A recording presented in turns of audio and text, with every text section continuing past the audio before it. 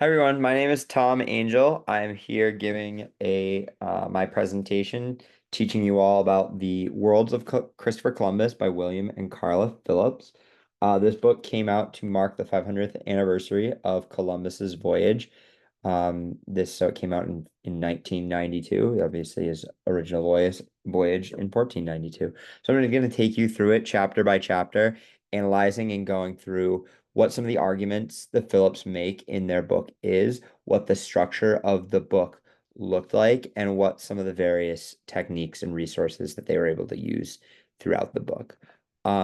First and foremost, this is my overview. So the book tracks the life and times of Columbus, uses archival evidence and a lot of different primary source material.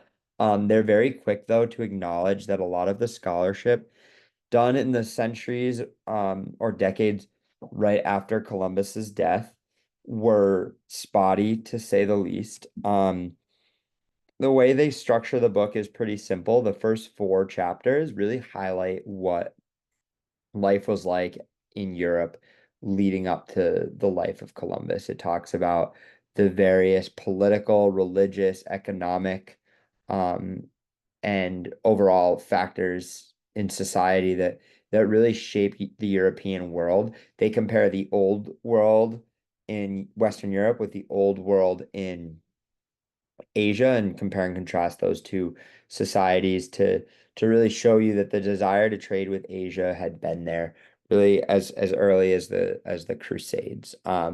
They make it clear though that in order to conduct an accurate and fair assessment of Columbus, one that doesn't stray too far into idolatry and worshiping him as a hero, as was often done when I was growing up, on one hand, versus also not trying to take too much of an activist role against Christopher Columbus that's often seen with a lot of modern historians. They're trying to stay a middle course.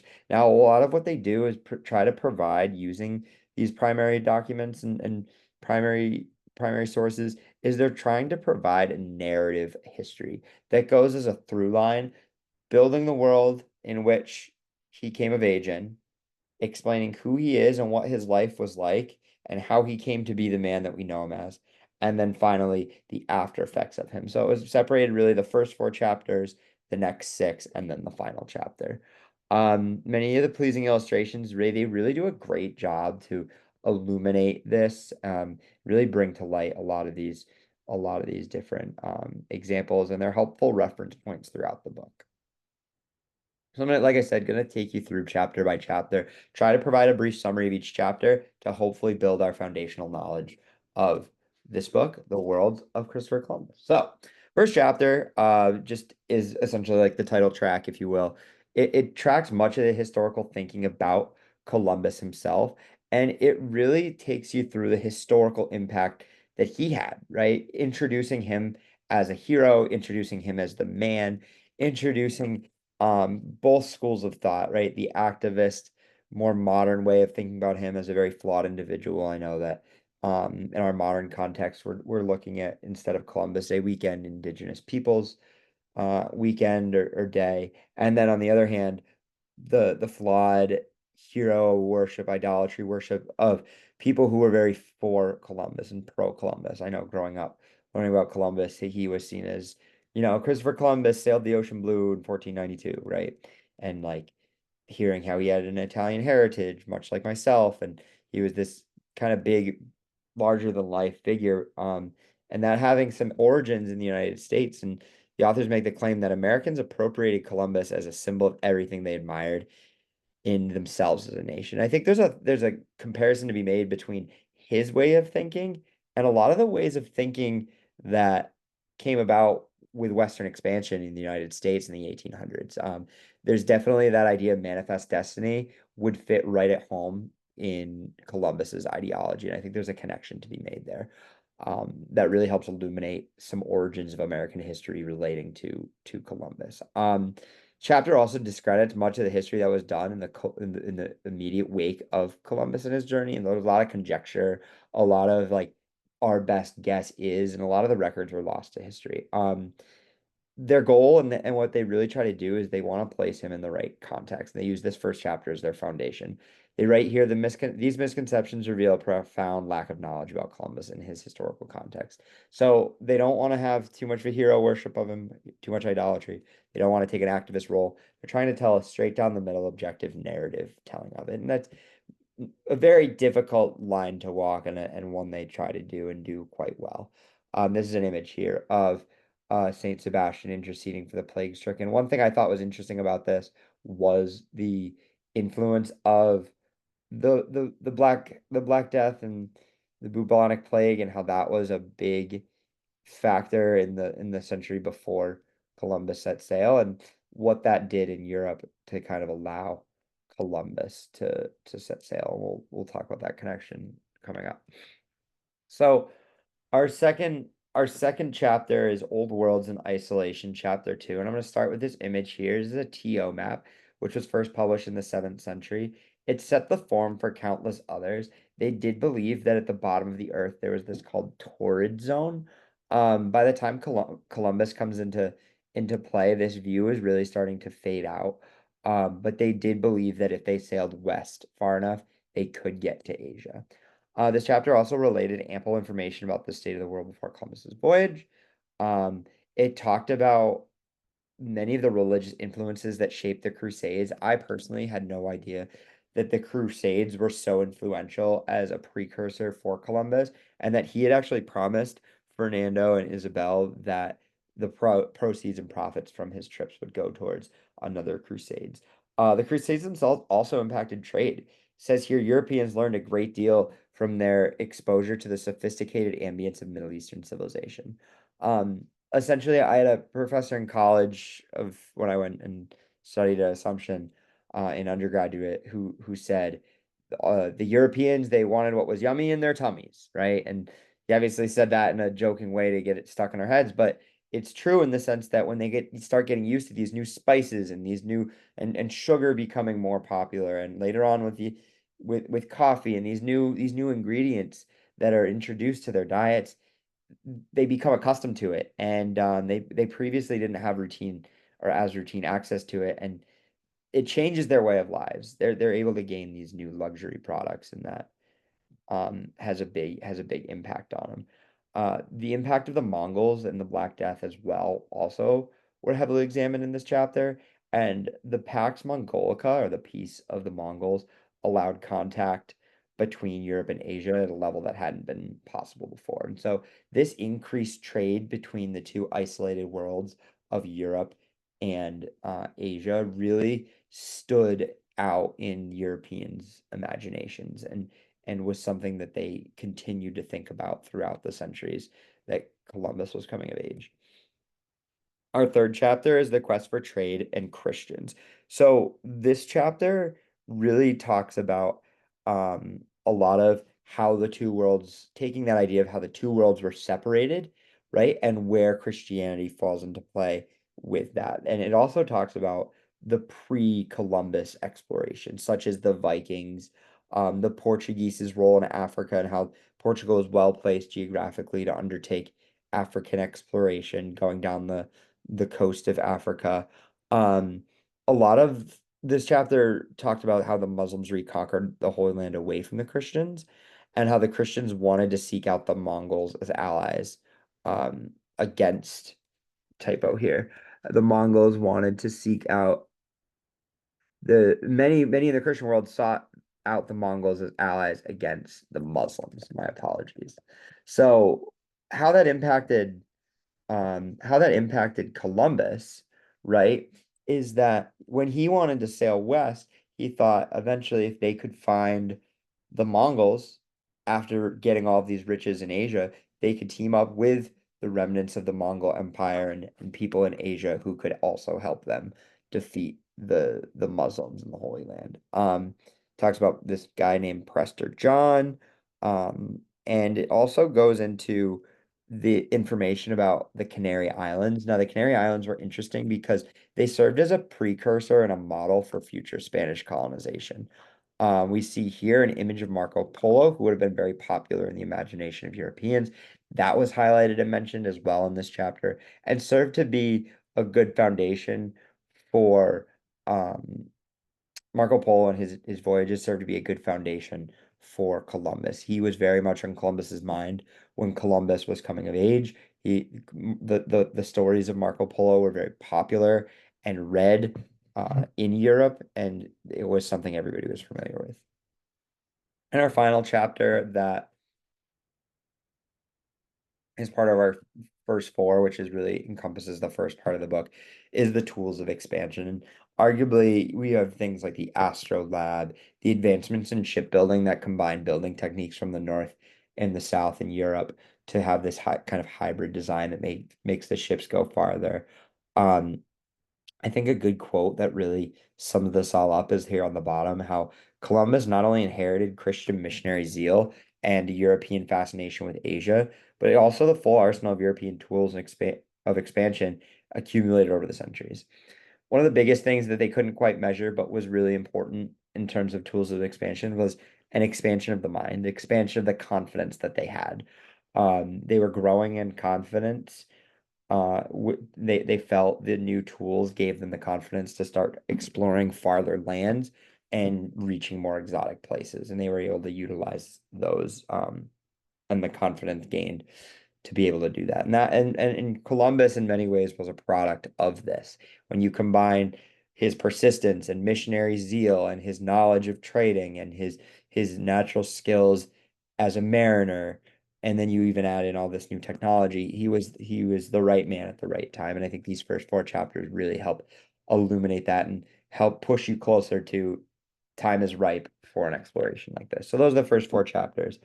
Now we get into Columbus's early years. He's obviously from Italy in his early days. His father, Domenico, was a weaver during the late 1430s and 1440s. Columbus would have grown up knowing all the ins and outs of the trading along the Italian coast and how the market worked.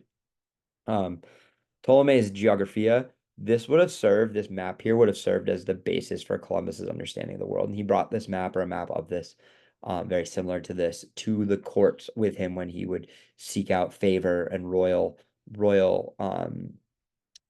permission and sponsorship for these voyages. William and Carl Phillips, they do relate, though, that much of the information about Columbus's really early years is conjecture. So, stories about him surviving a shipwreck and having to swim miles to shore, right? Stories of him acting as a pirate and going after and attacking Spanish ships when he was in Portugal. Those, although great stories, can't be confirmed necessarily by the most accurate historical records, although there's no reason to doubt them at their face, but they're interesting nonetheless. His time in Portugal, though, was going to be his most formative in his life. He lived in Portugal for about 10 years, and it says here on page 94 to 95 that he learned enough in those 10 years to believe in the possibility of sailing westward towards Asia. And this is a really good example of the confidence he has growing exponentially at this time. He's learning new skills, he's sailing, he's learning the wind patterns and currents in the Atlantic Ocean, and this is his prep, this is his schooling, so to speak, for his later voyages that we know him for today. He also just it shows his perseverance, right? And I think his perseverance and his stubbornness is one of his most well-known traits, both for the good and for the bad. So our next chapter really outlines Columbus's life in Spain. Now, what was interesting about his time in Spain is that while he was in Spain, Ferdinand and Isabel were at war with the Moors in Granada. They were really attempting to unify control over Spain. Their marriage obviously cementing that to start, but needing to kick out the Jews and also obviously the Muslim Moors in Granada to establish that full control and religious unity. So Columbus gets to Spain in 1486 and we find him distraught. And he's distraught because he failed to gain support from the King of Portugal, who wanted to keep things more tight-knit. With just Portuguese explorers, Columbus came across as arrogant to him, and he was an Italian outsider. So Columbus was seeking favor with the royal court here in Spain for them to sponsor his journey. Now, they kept him at bay for 6 years before they finally allowed him to go and complete this journey. they wanted to finish the war before they could do that. Now, essentially, the second quote shows how his prime vocation, of course, was maritime discovery, but his major occupation in the 1480s was to secure funding for his scheme. Now, this was really the time period where he gets known as a master marketer. He has to work on his persuasion skills. He needs to really come up with a plan that's going to be foolproof, at least to the royals' eyes. And he continues to persevere, and they kind of continue to pay him off so that he doesn't leave the court, that he has enough money to live comfortably, but he's still frustrated. He wants a commission. He wants to be sponsored by the royals to start this exploration, and they're still putting him off. Finally, he says he was getting ready. He was like, I'm pretty much done. That's when they finally in 1492 decided, all right, we will let you lead a voyage.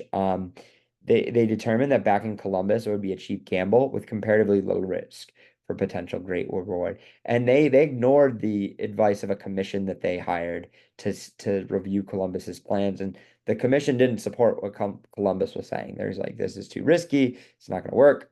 All this. And contrary to popular belief at the time, we know now that most people, most educated Europeans knew that the world was spherical. So the notion that people told him he was going to fall off the face of the earth, there might have been some really or illiterate people or uneducated people who thought the world was flat, but for the most part, people knew it was spherical and that they were just hoping he would get to Asia. But his scheme dovetailed neatly with the religious ideals of reconquest and religious unification. So a big part of his scheme was this religious idea, and as we mentioned earlier, wanting to spend the profits and spend the money earned from the trip to fund a reconquest of the Holy Land, another crusade. That dovetailed and supported nicely with Isabel and Ferdinand's vision for a united global Catholic empire, which obviously was not achieved. But Isabel, especially, who he mostly interacted with, she was a very pious person, and so a lot of what he was saying to her was going to be received well by her. Um, so eventually in 1492, he's able to be granted this commission, but uh, finding sailors to go with him proved to be another task. So a lot of the beginning of chapter 7 relates getting ready for this voyage. Many of the key players in the first voyage included prominent ship owner and occasional pirate, Martin Alonso Pinzon. Now, Pinzon is an interesting character because he's a prominent shipbuilder or ship owner in the community who does a really great job of relating a lot of what Columbus says and does. So he's one of the more accurate historical record keepers of Columbus's voyage. Um, it set sail from Palos to the Canary Islands, and the beginning part of the chapter, as we mentioned, outlines all the logistics, but it also does a quick callback to what we had learned about the Canary Islands earlier, about how the Canary Islands themselves were they had been kind of the model for Spanish colonization. And that was Columbus's basis. That was where his mindset was. He thought that the people he met in the Indies were similar to the people that he had met at Canaries and that in the Canary Islands. And that was his basis. And that was a basis that the Native Americans, the Tianos and Española, they didn't have that basis of Europeans. So the Europeans were a lot more foreign to them than the Tianos were to the Europeans. As we mentioned, there are many mariners who were unconvinced of the journey. The Phillips do a good job to put down the notion that they were unconvinced because the world was flat, as mentioned. And then the quote there about knowing the world was spherical. The journey itself, it went pretty smoothly. It only took 33 days, which as a student and scholar of history, I always thought I just assumed it had taken longer. Only 33 days seems really quick and really short. But Columbus deserves credit for um knowing the currents and so in one sense being lucky, but in another sense having the experiences to know how to go and in a general direction that was going to work. When he landed, he did have to deal with a mutiny or a grumble and a talk of a mutiny, but they were able to push that off and they landed on October 12th and they believe they were somewhere close to the legendary Cipango, which is Asia, Japan specifically. So when they landed, when they saw land, they thought they had seen Asia. They thought had reached Asia. And this here is an image of a carrack or a no late 15th century. This is essentially what the ship, the Santa Maria, looked like, or would have looked similar to. So, chapter 8 really goes into detail about Columbus and the New World and what that's going to be like for him. Now, we can make a claim and make an argument that the moments prior to him making landfall might have been his high water mark, or might have been one of the high water marks of his 4 voyages. Once he makes landfall, though, it's not the same. He's bitterly disappointed at first, when he realizes that there's not just expensive nobles, and he's kind of confused that there's no Asian princes greeting him, and where are all the cities of gold, and but nonetheless he claims the city for Ferdinand and Isabel using the standard practice, and he's greeted by the natives who had lived there, and the Europeans were struck by their nakedness. But they did say that the first encounters were relatively peaceful. Columbus immediately set out to trade with them. They appreciated small trinkets, such as glass beads. And on one level, Columbus and his colleagues, they acted as geographers. They acted as naturalists and ethnographers and anthropologists, recording all the flora and fauna they saw, and recording the way in which the people on these islands lived. Some of the ways they lived they found to be relatable, such as the way they structured their society with a hierarchy and a ruler or a king, chieftain, so to speak. But in other ways, such as their sexual relationships, and then obviously with one island, the Caribs being cannibals, there were things they found um, very offensive, and things they wouldn't support. The different the different practices being some of them. So, Las Casas quoted Columbus though as saying later on that these people have no religious beliefs, nor are they idolaters. They're very gentle and do not know what evil is. Now, why I think that's really interesting is because later on it goes on to say that they were ignorant of basic technology in the sense that they didn't have wheels.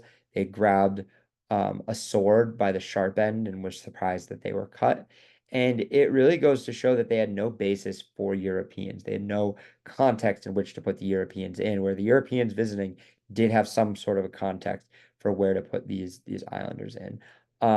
It's at this first journey and this first voyage that Columbus takes his first slave, thus kicking off what we know to be the slave trade today. And he brings 2 slaves back with him, to show to the people in Europe. But during this first journey, he was forced to leave behind 39 men. And this is where we start to see examples of administrative mismanagement. And Columbus, to put it bluntly, was not a good administrator. He was much better at sailing, much better at navigating. He never really learned from his mistakes in terms of managing people and being an administrative type of leader. He had no interest in doing that. His return trip, he faced storms, and they did a little lottery on board for safe travels. They said prayers. Obviously, they're all very religious. There was a tremendous religious fervor in the air, amongst the crew.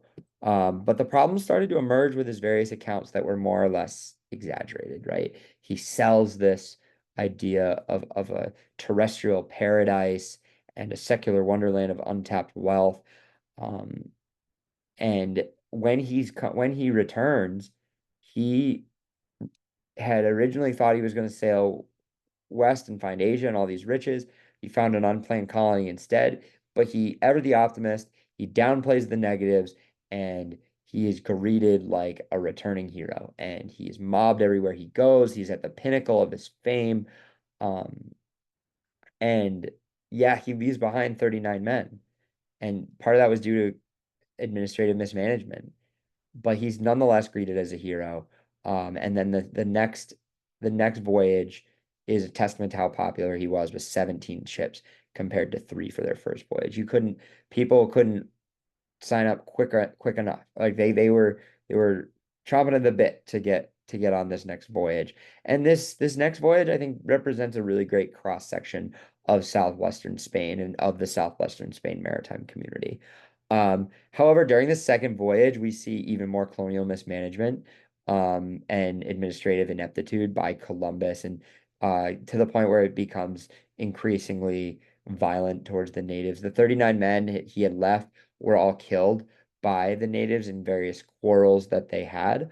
Um, and Columbus doesn't stand for that and continues to wage war on the natives to try to subdue them. And it went from at first a very coexisting type relationship where it was he wanted the natives to be good Catholics, good laborers. Now it's we are your conquerors. Um, and the colony was turning more and more against the native population, and they eventually were subdued into obedience. Now it says here, I'm gonna just read a couple quotes here that kind of speak to Columbus and his lack of administrative skills. So he said the some of the colonists, when they get there in the second journey, and they were promised this paradise, and it was in disarray, they were starving, there was continuous warfare with the natives. They felt disillusioned, and Columbus said, "Fine, you can go back. You can bring slaves with you. That's fine." Continuing the slave trade that he had started in his first voyage. And once these disgruntled colonists start streaming back to Europe, word starts to get out that maybe it's not what it seems to be. Um, Native American population was already declining, as it says here. The monarchs wanted a moratorium on slaving until the situation could be clarified, and unfortunately for all concerned, Columbus did not realize this. Him and his men marched through the island with horses, dogs trained for warfare, taking captives as they met resistance. They took 1,600 slaves captive. That was here on page 207. And then it goes to show that many of their inland expeditions really were battles that they picked to try to gain riches and just they ended up taking slaves. It says here that it says here that the island people had been reduced to obedience, and the explorers and settlers had become conquerors rather than they were not there was no longer a ha cohabitive relationship. Okay. So our chapter 10, this goes into deep detail on his third and fourth journey specifically. Before his third journey, Fernando and Isabel knew that the immediate profits weren't going to come, but they couldn't get rid of Columbus yet because other countries were starting to send their own explorers and they didn't want to be behind the eight ball. His third voyage, he had left his brother in charge of the colony there. His third voyage ends with him being sent back in chains by a an agent from the Spanish military who was sent to kind of oversee him. He had his titles reconfigured where he was really sent back just to focus on exploring, not leading or administering. But that obviously didn't work out because he hanged and executed anyone he found rebellious. Um, and then he himself was brought back in chains. Now he was told he could get out of the chains. He didn't want to do that. He thought the drama of going back to Europe in chains was going to make people sympathetic to him, and it worked because he was granted a fourth and final journey that he also squandered because he on his fourth journey. At this point, people with high reputations were either on other journeys or didn't want to go with him because Columbus's reputation was not what it was back when he first started. So he had a very young crew, which I thought was really interesting. A lot of apprentices. His ships were in pretty rough shape. He barely got to the Caribbean without them sinking. And then once he got there, they ended up um, getting stranded on an island and had to use uh, some assistance from natives to get back to Hispaniola, where they were actually banned to be. They weren't even allowed to be there. So Columbus asked for he returns from his fourth journey. He died in 1506, a bitter man, and he felt that he was wronged and didn't get the credit he deserves. This is a good map of the four journeys, of the four voyages. The first one, obviously, here in red, 1492. 1493, his second journey down here. His third journey in blue, which he ended up being sent back to Europe in chains in 1498. And then 1502 to 1504, his last and most disastrous journey, where he did do some exploring of Central America and Panama. So that's the gist of Columbus and his life. We have one more slide which really shows the after effects of the post-Columbian world. What I think is really interesting about the post-Columbian world is it often gets couched in the idea of a population decimation, which I think is a really important place to start. But we forget too that the New World also impacted the Old World with giving them new crops and new ways of existing and new foodstuffs. The interaction between the old and the new world really changed the way we look at our society. It created a situation of global interdependence that we still rely on today. Um, at the bottom here is our final quote. For all of his flaws, the authors conclude that Columbus was the right man in the right place at the right time. They do a lot of what if type history where what if Columbus didn't sail? What would happen? Someone else might have taken his place. But for all of his failings and all of the evils that he did bring into the world, he was the right man at the right place at the right time to carry this out. His natural abilities, his skills of persuasion and persistence allowed these journeys to continue to happen, and helped create the global economy that we know today for better or for worse. This is my bibliography right here. Phillips, William D. and Carl Ron Phillips, The Worlds of Christopher Columbus. But overall, that's my presentation. I thought that this was a very interesting read. I think that there's a lot of really useful information in here, and I do think the Phillips do a really great job of staying the middle course. There wasn't a lot in this book that I was highly critical of. I felt as though they used really descriptive language, of a phrase that stood out to me, community despair. They talked a lot about that phrase in chapter 11, and rightfully so, with a lot of the trauma that occurred to Native communities during the time, and as a result of Columbus and his explorations, both directly and indirectly. They do a lot to comment on the Spanish Empire as a whole, but this last chapter really does sum everything up and explain the impacts of an explorer like Columbus, and the impacts he had, both, like I said, directly and indirectly on the rest of human history. So I want to thank you for listening. I appreciate it. Looking forward to watching everybody else's videos, and hope you have a good one. Thanks again.